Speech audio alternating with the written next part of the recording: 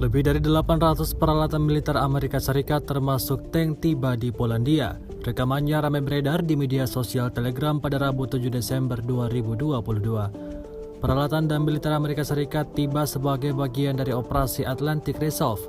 Tanda-tanda taktis diterapkan pada peralatan. Baru-baru ini Lukas Henka menyatakan bahwa Polandia berencana melakukan intervensi di kawasan Belarusia. Sejauh ini selama invasi berlangsung, Rusia secara total merilis 340 pesawat Ukraina, 180 helikopter, dan 2.634 kendaraan udara tak berawak dieliminir oleh pasukan Vladimir Putin. Dari kubu Kiev, Kementerian Pertahanan Ukraina melaporkan 510 tentara Rusia dieliminir dalam 24 jam terakhir. Total 92.200 prajurit Federasi Rusia meninggal sejak awal konflik hingga hari ke-287.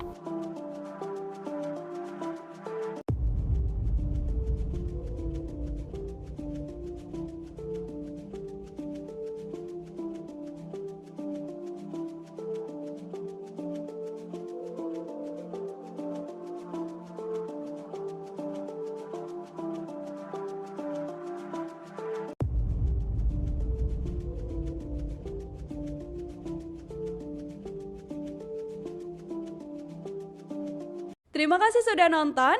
Jangan lupa like, subscribe, dan share ya.